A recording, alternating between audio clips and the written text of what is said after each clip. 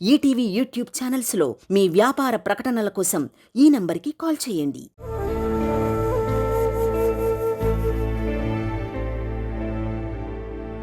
జరిగింది మర్చిపోవచ్చు, కానీ భవిష్యత్తు గురించి ఆలోచించాలి కదమ్మా. 3 లక్షల రూపాయలు అన్నయ్య,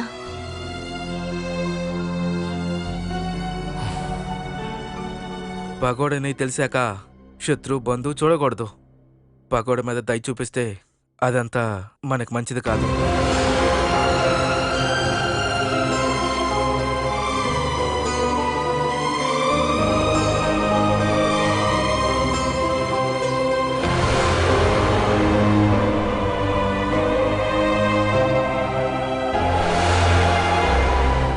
బాలా, నాన్న స్నానానికి వేడి నీళ్ళు పెట్టమంటావా? అక్కర్లేదు, ముందు సొంటిపాలు పెట్టు. నాన్నకి గుండెల్లో జలుబు చేసినట్టుంది.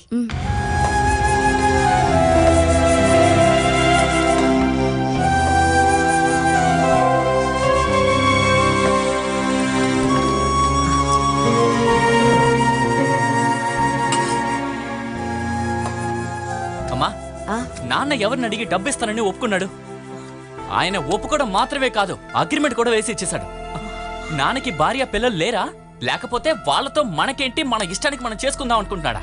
నువ్వు అనవసరంగా మీ నాన్నగారిని తప్పు పట్టుకో. మా నాన్నని మాత్రమే కాదు, ముందు నిన్ను అనాలి. ఆయన ఏం చేసినా సరే నువ్వు వెనకేసుకుంటూ వస్తావు.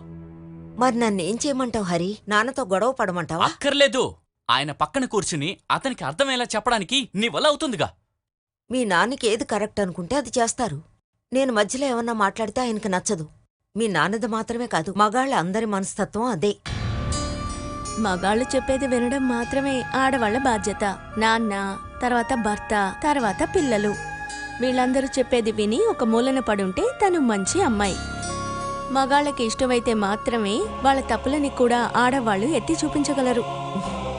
ఒక భార్య అంటే చెయ్యాల్సినవి చేయకూడని విషయాలు చాలా ఉంటాయి. నువ్వు కూడా అది తెలుసుకుంటావులే. ఇలాంటి కమిట్మెంట్లు తల్లికి పిల్లల మీద కూడా ఉండాలి. లేదంటే నాన్న చేసేదంతా కరెక్ట్ అని ఒప్పుకొని తీరమంటావా? అసలు మీ నాన్న ఏం తప్పు చేశారో అది చెప్పు. అమ్మా, కోర్టు ముందు నేను, బావ, వకీలు అందరం ఉన్నాం. అగ్రిమెంట్లో సైన్ చేయడానికి వెళ్లే ముందు నాన్న కనీసం ఒక్కరితోనైనా ఒక్క మాటైనా అడిగాడా? మీ నాన్నను వాళ్ళు భయపెట్టుంటారు హరి. బా, అన్నిటినీ ఇలా వెనకేసుకుంటూ రాకమ్మా. నాన్న ఎవరితోనూ మాట్లాడు, అడగడం, నిర్ణయం మాత్రం తీసుకుంటాడు. అది అలవాటే కదా ఆయనకి. హరి, నెమ్మదిగా మాట్లాడు, మీ నాన్న వింటారు. 4 రోజులు జైల్లో ఉండొచ్చారు పాపం. అదంతా ఆయన చేతకాని తన వల్లే జరిగిందమ్మా. డబ్బు ఇవ్వగానే చెక్కు తిరిగి తీసుకోవాలి కదా. సొంత చెల్లెలనుకునే కదా అలా చేయలేదు. సొంత చెల్లె అన్న మీద నమ్మకం లేకుండా చెక్కు తీసుకుందిగా. అన్నకది తిరిగి అడిగే అధికారం లేదా? వాళ్ళు చెక్కు తీసుకున్నారంటే నాన్న మీద నమ్మకం లేదనేగా. అయ్యిందేదో అయిపోయింది, ఇక దాని గురించి మాట్లాడి ఏం ప్రయోజనం? 3 లక్షల రూపాయలు ఎక్కడి నుంచి తీసుకొస్తారు? అది ఆలోచించావు నువ్వు? మీ నాన్నగారు ఏదో ఒక దారి కనిపెట్టుంటారులే. నా చిన్నప్పటి నుంచి ఈ మాట విని విని విసుకొచ్చేసింది. అయితే ఇప్పుడు కూడా నాన్న దేన్ని ఆలోచించకుండానే చేస్తూ ఉంటాడు. ఆ విషయం నీకు ఇంకా అర్థం కాలేదు కదా. బుద్ధిని ఉపయోగించి కాదు, తనకు అప్పుడు ఏమనిపిస్తే అదే ఆయన చేస్తూ పోతాడు. 3 లక్షల రూపాయలు.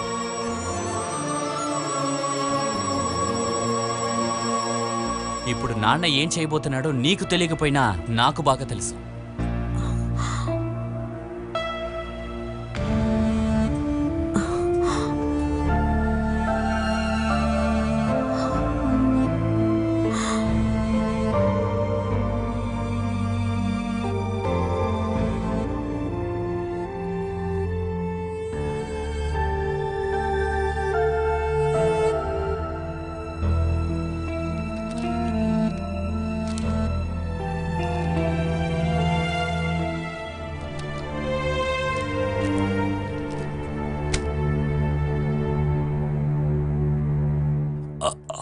ఆ వకీల్కి ఫీజు ఇవ్వాలి కదా.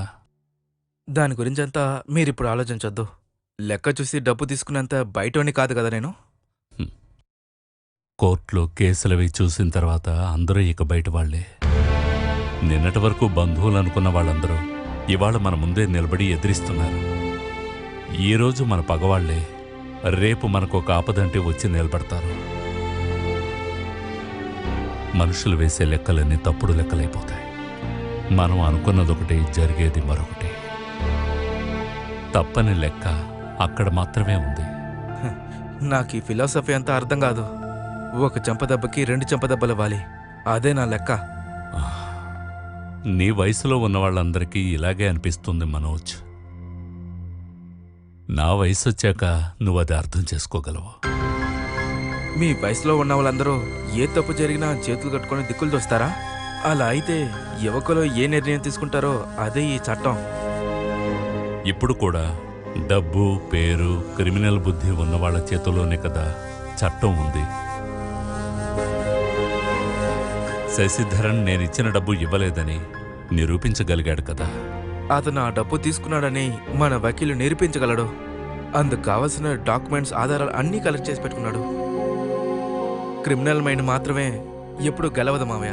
నేను అగ్రిమెంట్ సైన్ చేసి ఇచ్చాను కదా, ఇక దాన్ని ఏం చేయగలం? ఏం జరిగిందో నాకు బాగా తెలుసు. మిమ్మల్ని హరాస్ చేసి డబ్బు తీసుకోవడానికి వాళ్ళు ప్లాన్ వేశారు. పోలీసులు, రాజకీయ వ్యక్తులు అందరూ కలిసి మిమ్మల్ని బాగా బెదిరించారు. దొరికిన డబ్బులో 1% షేర్ శశిధరన్ వాళ్ళకి ఆఫర్ చేసుంటాడు. అన్ని సైడ్ నుంచి వచ్చిన ప్రెషర్ వల్ల మీరు సరెండర్ అయిపోయారు. నిజం అదే కదా మావయ్య? ఆ అగ్రిమెంట్కి అసలు ఏం వాల్యూ ఉంది చెప్పండి? బలవంత పెట్టి బెదిరించి సైన్ చేసుకున్న ఏ డాక్యుమెంట్ అయినా కూడా మనం కోర్టులో ఛాలెంజ్ చేయగలం. మీ ఇష్ట ప్రకారం కాదు వాళ్ళ కారులో వెళ్ళింది. సిఐ మిమ్మల్ని బలవంత పెట్టి మిమ్మల్ని కారులో ఎక్కించే సాక్ష్యాలు నా దగ్గర ఉన్నాయి. మీరు అగ్రిమెంట్ సైన్ చేసింది ఒక లైసెన్స్ ప్లేస్ అయితే కాదు, జెన్యూన్ అయిన సాక్ష్యం కూడా లేదు. ఈ విషయాలని పెట్టి మనం కోర్టులో కొంచెం మూవ్ చేసి చూద్దాం. నందగోపాల్ చాలా మంచి అడ్వకేట్.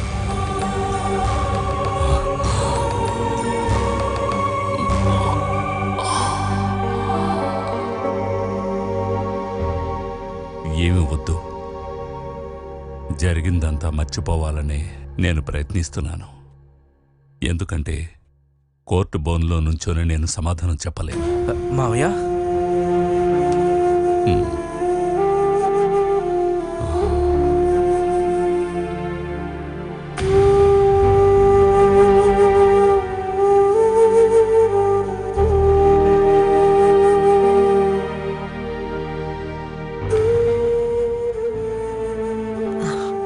ఇదిగోండి.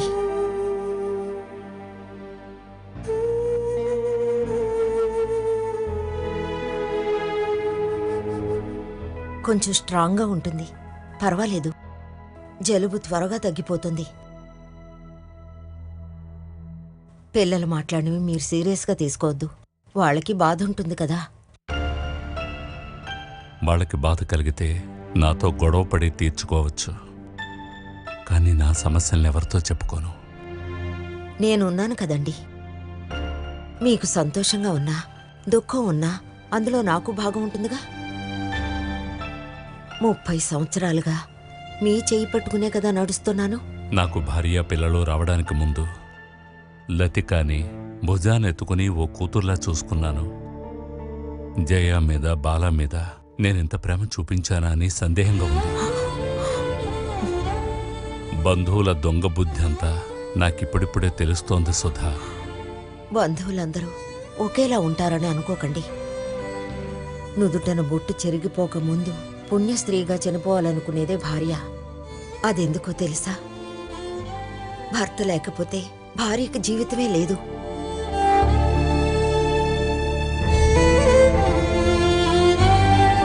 నేను బయలుదేరుతాను మావయ్య. జయని రేపు ఇక్కడికి రమ్మంటాను. వాళ్ళకెందుకు లేశ్రమ? పిల్లలైనా వాళ్ళిక్కడికొచ్చి నా మీద సింపతి చూపించడం నాకు అస్సలు ఇష్టం లేదు. ఓడిపోయే వాళ్ళ మీద మనుషులు జాలి చూపిస్తారు. మీరు ఓడిపోకపోతే ఎవరు మిమ్మల్ని చూడరు. సింపుల్. ఎవరైనా కావాలని ఓడిపోతారా? అంతా తలరాత. ఇదే మీ ఇద్దరి ప్రాబ్లం. ఇంకొకరు చేసే అన్యాయం కూడా మన తలరాతనే అడ్జస్ట్ అయిపోవటం. చూడండి, ఒక విషయం చెప్తాను. ఇష్టమైతే ఒప్పుకోండి. మ్మ్. మనం ఎలాగూ 3 లక్షలు ఇవ్వాలి, ఇచ్చేద్దాం. కానీ దీనికంత కారణమైన వాళ్ళకి బుద్ధి చెప్పాలి కదా. గొడవలకు పోవద్దు మనోజ్. లేదు, నేను డైరెక్ట్గా ఇన్వాల్వ్ అవ్వను. ఆ విషయం జరిగేటప్పుడు నేను ఈ ఊర్లోనే ఉండను. కానీ శశిధరన్కి జరగాల్సింది జరుగుతుంది. చాలా అలాంటి మనుషులు నా దగ్గర ఉన్నారు. అయ్యో, అత్తయ్య, వాళ్ళు రౌడీలేం కాదు, నా ఫ్రెండ్సే. వాళ్ళైతే శశిధరన్ చేతిలో కాల్లో విరగొట్టచ్చు, అంతేకాని చంపరు. చూడు బాబు, నువ్వు అలాంటి పనులు ఏం చెయ్యొద్దు. వద్దు మనోజ్, అలాంటిదేం వద్దు. సరే, ఒకళ్ళు పెట్టే ఇబ్బందులే మీకు తట్టుకోవటం ఇష్టం అంటే మీ ఇష్టం. జమీందార్ జయచంద్రని ఎవరేం చేసినా అడగటానికి ఎవరో రారనుకుంటే ఇంకా ఎంతో మంది ఇలానే వస్తూ ఉంటారు.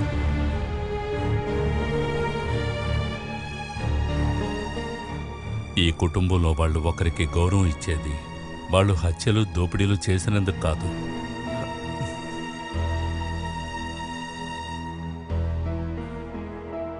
సరే, నేనొస్తాను.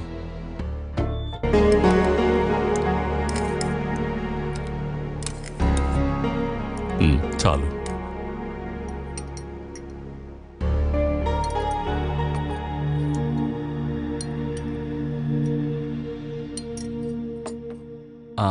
రేపే కదా నాన్న డబ్బులు ఇవ్వాల్సిన డేటు?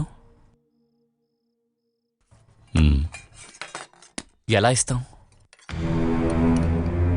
సిఐ ముందే కదా అగ్రిమెంట్ సైన్ చేశాం, ఇక మన వల్ల కాదని చెప్పలేం.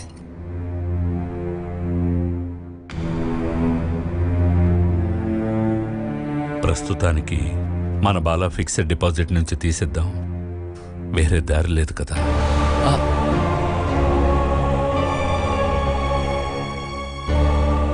మరి తన పెళ్ళికేం చేస్తాం నాన్న? పెళ్లి సమయంలో ఎక్కడికి వెళ్ళి అప్పు తీసుకుంటాం? ఆ లోపు ఎలాగైనా చేర్చాలి. ఎలాగైనా అంటే అర్థమేంటి? తన పెళ్లికి ముందు మీకు లాటరీ తగులుతుందా, లేకపోతే నకిలీ నోట్లు తయారు చేస్తా? హరి, అయితే నువ్వే సమాధానం చెప్పమ్మా.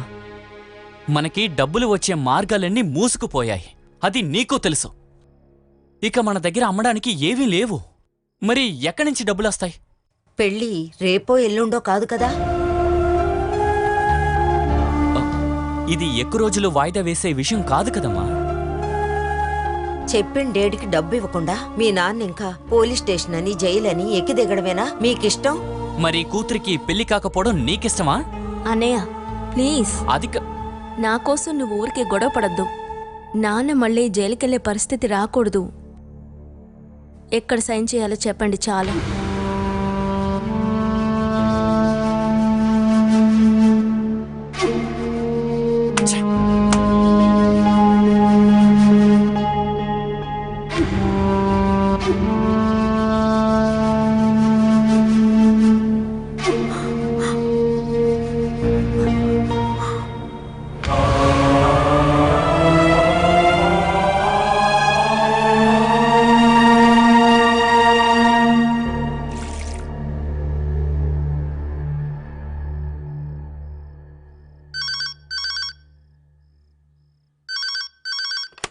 హలో, నేను జయనురా.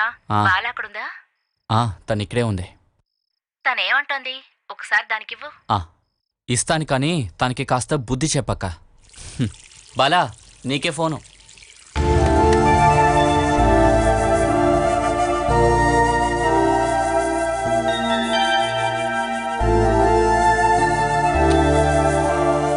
హలో, నేనేనే. హరికేంటి అంత కోపం? నీతో ఏం చెప్పాడు? ఏదేదో అంటున్నాడు, నాకేం అర్థం కాలా. అత్తయ్యకి ఇవ్వాల్సిన డబ్బు రెడీ చేయాలి కదా. నా పేరు మీదున్న డబ్బు తీసుకోవడానికి నేను ఒప్పుకున్నాను. హరి అన్నయ్యకి అది అసలు నచ్చలేదు. 3 లక్షల రూపాయలా? ఇంకేం చేయగలం? ఇంకా అమ్మడానికి ఏం లేదుగా. నువ్వు చేసింది చాలా పెద్ద తప్పు. హరికి మాత్రమే కాదు, నాకు కూడా అస్సలు నచ్చలేదు. అది నేను కష్టపడి సంపాదించింది కాదుగా. నాన్న నా పేరు మీద డిపాజిట్ చేసిన డబ్బేగా. ఇంకా చెప్పాలంటే అది నాన్న డబ్బే కదా. నీ పెళ్లి కోసం అని చేర్చిపెట్టిన డబ్బే కదా అది. అంటే నీకు దక్కాల్సిన షేర్ అది. అది తీసివ్వాల్సిన అవసరం నీకేమాత్రం లేదు. నేనా డబ్బు ఇవ్వడం అమ్మకు కూడా ఇష్టమే. మళ్ళీ నాన్న జైలుకు వెళ్లాలా అని అమ్మ అడుగుతోంది. అమ్మెప్పుడు నాన్న చెప్పిందే కదా వింటుంది. రేపు నువ్వు ఇంకొకరింటికి వెళ్లాల్సిన అమ్మాయివి. కట్న కానుకలు ఏమీ లేకుండా వెళ్లిన అమ్మాయికి అత్తగారింట్లో ఎటువంటి మర్యాద ఉండదు.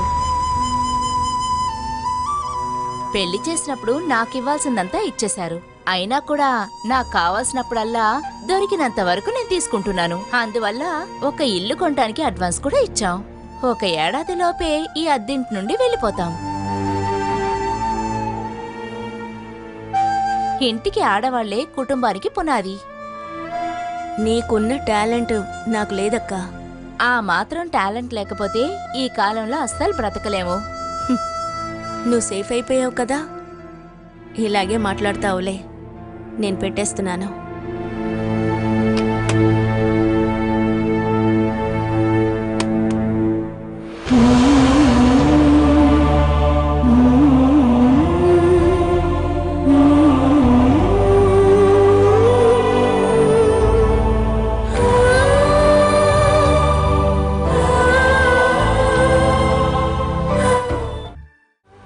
సరే, అదేం పర్వాలేదు, నేను చూసుకుంటానులే. ఓకే సార్, ఆ చెక్కు ఫోర్జరీ చేసిన వాళ్ళు వచ్చారు. రమ్మని చెప్పు. అలాగే సార్. నమస్కారం సార్. నమస్కారం, కూర్చోండి. రండి, లోపలికి రండి. నమస్కారం సార్. నమస్కారం. నమస్కారం అండి. మిస్టర్ జయచంద్రకి ఇప్పటికైనా మంచి బుద్ధి వచ్చింది. Very good. మర్యాదగా డబ్బు అడగడానికి వెళ్ళి నాతో అతను పొగరుగా మాట్లాడాడు. ఆ రోజే పగ తీర్చుకుంటానని ఈయనతో చెప్పాను. తొక్కితే కాటు వేసే పాము లాంటి వాడి శశిధర్. నిన్ను నా కుటుంబంలోనికి రానివ్వడమే నేను చేసిన అతిపెద్ద తప్పు. విశ్వాసం లేని కుక్క. నా మొగుండు అసలు కుక్క ఆడిగులోడు అంటానికి మీకు ఏం అధికారం ఉందని? షటప్. ఇది మీ ఇల్లేం కాదు, సిఐ ఆఫీస్. మీ గొడవంతా ఈ కాంపౌండ్ బయట పెట్టుకోండి. డబ్బులు తీసుకొచ్చారా? ఇది ఎవరి దగ్గర ఇవ్వాలి? లతికా శశీంద్రకే కదా మీరు చెక్కు రాసిచ్చారు. అయితే వాళ్ళకే డబ్బు ఇవ్వాలి. హరి,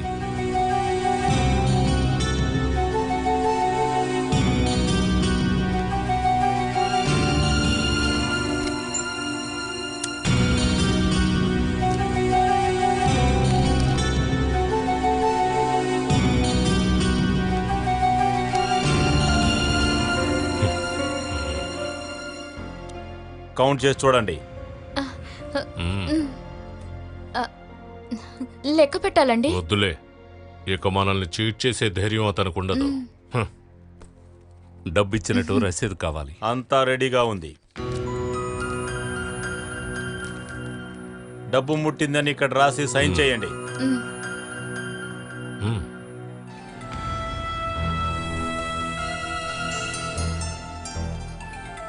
చదివి చూసుకోండి.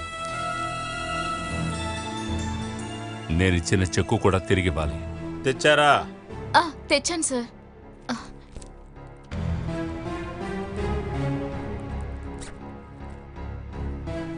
ఇదిగోండి. అతనికి ఇవ్వండి.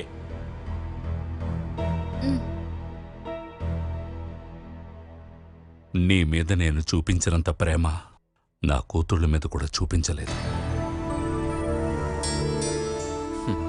ఇంకా ఎందుకు నాన్న, అంతా అయిపోయింది కదా, వెళ్దాం పదండి. నువ్వు నా దగ్గర ఇలా చేసావు కదా,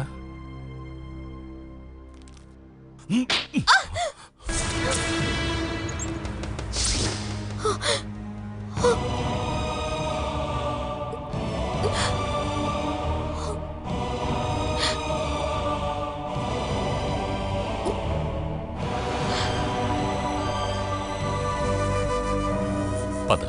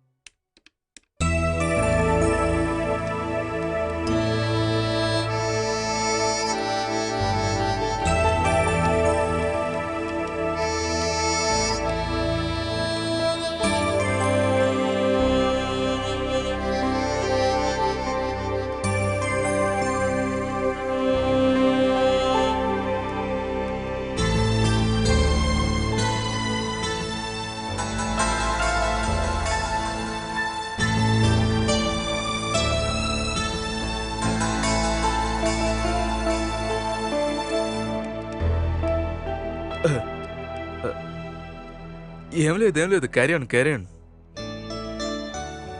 బాలసుధ ఇంత ఫాస్ట్గా ఉంటే నాకు రావాల్సిన 3 నెలల ట్యూషన్ ఫీజ్ నేను నష్టపోయినట్టే. అంటే 6 నెలల్లో నేర్చుకోవాల్సింది నువ్వు 3 నెలల్లో నేర్చుకుంటావు కదా.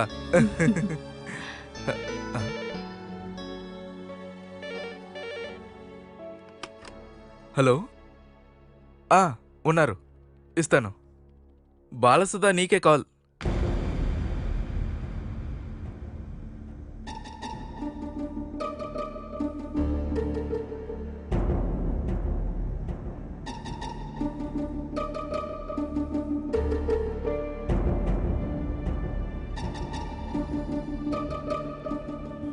హలో. బాలాక, నాన్నకి సడన్గా హార్ట్ అటాక్. హాస్పిటల్కి తీసుకొచ్చాం. మీరు వెంటనే హాస్పిటల్కి వచ్చేయండి.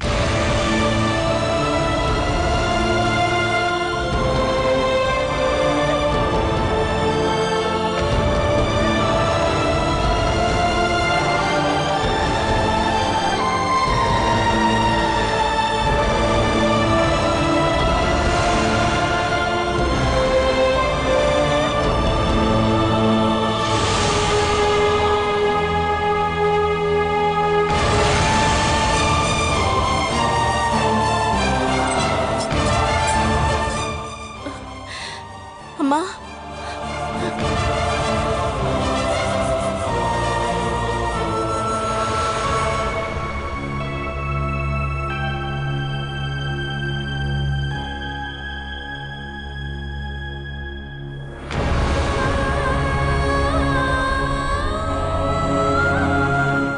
అన్నిటికీ నీ డబ్బు తీసి ఖర్చు పెట్టొద్దని నువ్వు అమ్మకి చెప్పుండాల్సింది.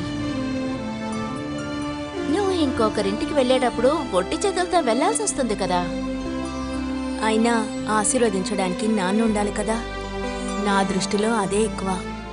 హా, నీ జీవితం నీ ఇష్టం.